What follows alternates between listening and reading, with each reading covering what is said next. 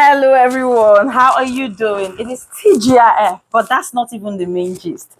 LP has finally submitted their written address. Oh my god, yes, written address for LP is out. And just for you to note that the respondents have 5 days beginning from tomorrow to equally submit their reply, but the reply will be basically on points of law only. Yes. So there are various parts of this written address. It is really hot. A lot of persons will be like, "Oh, babe, bring this update," and I'm like, "Let me sit down and look at the update first, so that we can, have everything we want to talk about in full." So now this written address has got the areas on the blurry results, on forfeiture, on upload on IREV, the careless statements made by Tinubu. Yeah, they talked about that. And then, of course, section 35 of the Electoral Act 2022 on double nomination. We equally have the question mark. Does it mean that the instructions or the regulations and the guidelines of INEC, they are just mere instructions and it's not mandatory for them to be followed? And lastly, on Estopel, so you can see it's really hot. So I'm going to be taking you through the legal implication of all of these issues raised by LP. Don't forget, click on that link now.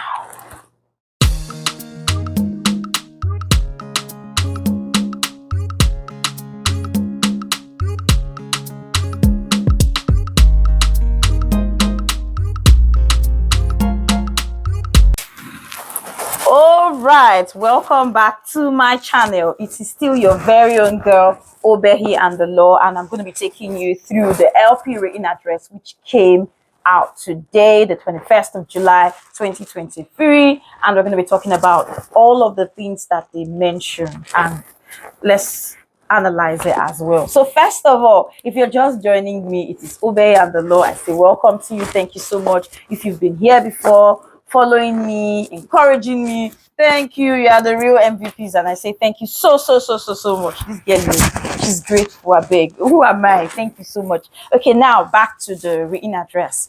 The first thing they talked about was the blurry results. Remember that the blood results that were submitted by LP, or they were tendered in evidence by LP, they were results that were certified true copies that were given to them by the INEC.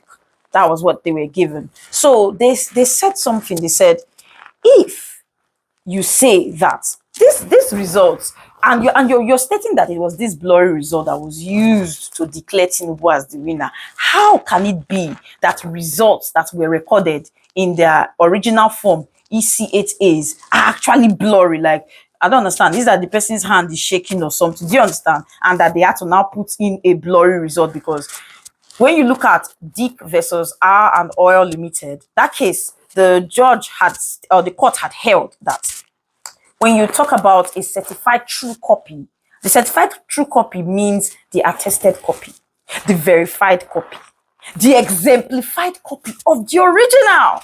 So what they are saying is it that INEC is telling us now that the original form EC8A, don't forget that I'd mentioned this countless, that forms EC8As, they refer to, the results that were recounted at the polling unit Congo.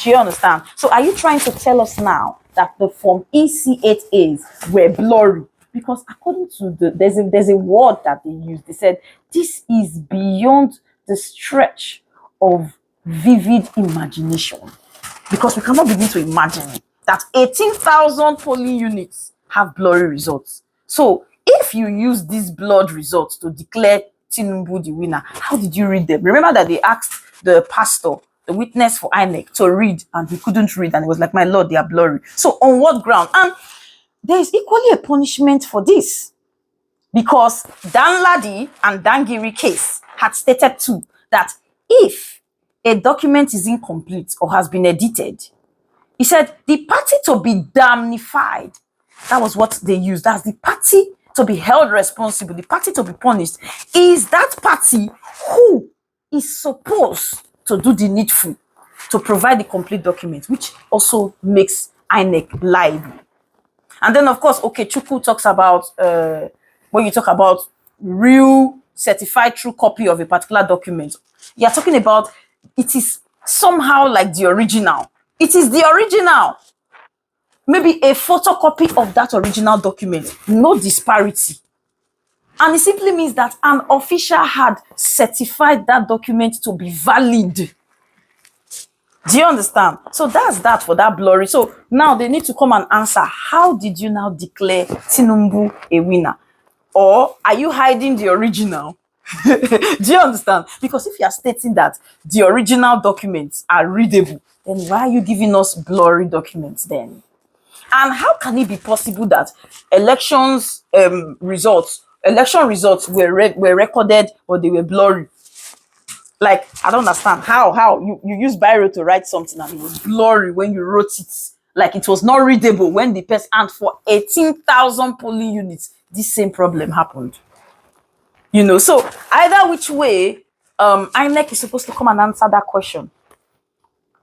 You understand what I'm trying to say? So again, looking at the second aspect which I want to talk about is the forfeiture. Okay, so now the second one is forfeiture. And what the LP lawyers, they were trying to prove here is that forfeiture is a criminal offense, regardless of whether it is civil forfeiture or a criminal forfeiture. Remember, I talked about it that we have 3 types of forfeiture: civil forfeiture, criminal forfeiture, and the administrative forfeiture. Now, forfeiture is a fine. If you have been discharged and acquitted, you will not be made to pay any fine. What are you paying fine for? You know, and of course, in the recent case of Austin and USA, which was decided in 2023, March 2023, the court had held that a fine, a forfeiture is referred to as what? As a fine. And if you look at the ACJA as well, the Administration of Criminal Justice Law of Lagos State, Section 494, which is the interpretation section, also talks about this. And it is made really, really clear for us to see that a forfeiture is referred to as what? A fine. So Tinubu paid a fine of $460,000, which makes him what? An ex-convict, whether we like it or not. So that was what they were trying to prove in that place. Very interesting, and it's very simple. Like, it's straightforward to read, though. But like I said, I'm just going to be simplifying it for us to understand what was discussed. Then again, talking about the third one, which is the upload on iRev. It's really funny, you know, because they used Oyetola's case, but totally misrepresented what was said in that case. The court had held that. And on the spot upload of INEC's electoral register of database is not mandatory, but the scanning of the election results by BVAS and that on the spot transmission or on the spot upload of that result to iRev. So what is being explained here is that INEC is stating that it's not compulsory for there to be an upload on iRev as much as, you know, the whole database. But Section 62 of the Electoral Act 2022, as well as the paragraph 38 of the INEC's regulation and guidelines, has made it sacrosanct that in as much as, yes, it's important for us to have an update or an upload of the relevant information with regards to the INEC election register on databases. It should be uploaded, should be updated and all of that. But it's not as important as the upload of scanned results from BVAS to the iRev portal, which is the INEC result viewing portal, real time, on the spot. That was the plan. And that was why 300 billion naira was spent. You understand? So, and again, let's look at the careless statement that they made that, oh, the petitioner, they are going to cause anarchy in the country, blah, blah, blah. They should mind their statement. They should mind their words. They are talking too much. They told them, they said, and they had stated that that statement is a threat to justice. It is cheap, misguided, and destructive, you know, to justice. Because I don't know why you will say that whatever the petitioner has written is going to cause anarchy in the country. That's a deep statement. Now, remember, I talked about Estopel. Estopel. A man or a person cannot be allowed to approbate and reprobate at the same time. Like, you cannot say A and then do B. Remember the video that was played, that Chatham House video where the INEC chairman was seen telling us what is going to happen. But that never happened. But you still went ahead to declare a winner, a winner. And the law is very, very strict on Estopel. It's really wrong. And then, of course, double nomination, Section 35 of the Electoral Act. And the interesting part about this double nomination is that there was actually a case, Ekpeodom and APC. Recent case where Justice Samani JCA, who is equally the Chief Justice that will be presiding on this particular case, JCA, which is the Justice Court of Appeal, he had stated that it is, as he used the word shall, and shall is a mandatory statement.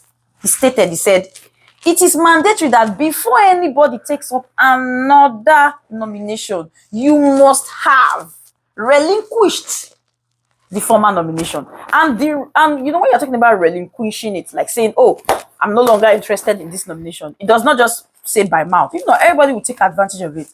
It is the time in which INEC receives that letter and stamps on it to say, letter received. You know, where you're saying, okay, I'm no longer running. He was picked as the senatorial candidate for Borno. You know. And all of a sudden, of course, a juicier opportunity came for you to be vice president. Oh, everybody's excited. And then in July 6th, the letter was written.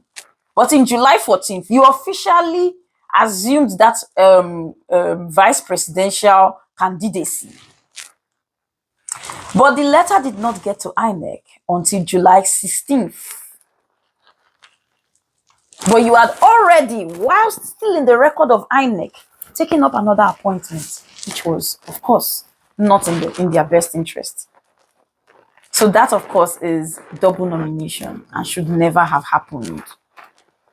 I don't know how they are going to prove that, because the stamp is on it to state that INEC received this document at this set time. But as at that time, you had already assumed your vice presidency candidate role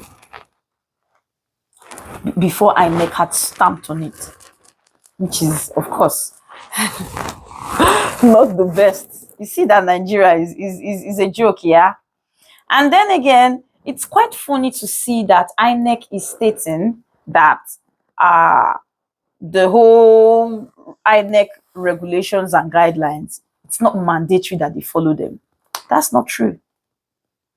In Faleke's case, it was held that the INEC's guidelines, or the provisions as stated in the guidelines and the regulations, are subsidiary legislation and should be followed stricto sensu. So I don't know why INEC would think that it's not relevant or important that these rules are followed, you know, stricto sensu. Funny, yeah? So family, that's just a summary of the wrap-up of the written address as provided by LP. The case of Faleke and INEC is just interesting because it was equally a recent case, and they had stated that you should follow them to the latter. So we are waiting for the reply by INEC, which should come in on or before Wednesday next week. So I want you to keep your eye on the judiciary. If I have any other addition to the written address by LP, I will let us know. Then after that written address has been, the reply has been submitted by the respondents, then the following day we'll have an adoption of the written address, which may be probably on Thursday. And then a date will be slated for judgment. I don't know, did you hear about the whole Justice Ugo or two justices have been pressurized to resign? And then all of a sudden, oh no, we are not resigning. The truth is, there is no smoke without fire. There is no smoke without fire. Something is definitely happening. But the facts speak for itself. Res ipsa loquitur. However, We pray for wisdom on the judges and that they do the right thing. So, what is your opinion about everything that I've just told you now? What do you think? Pop in the comment section. Meanwhile, have a very wonderful weekend. Make sure you enjoy yourself and don't forget to keep praying for Nigeria. We need your prayers like mad. We need to pray for ourselves and for a better Nigeria. All right, family, have a wonderful weekend. It is still me, Obey and the Law. See you soon.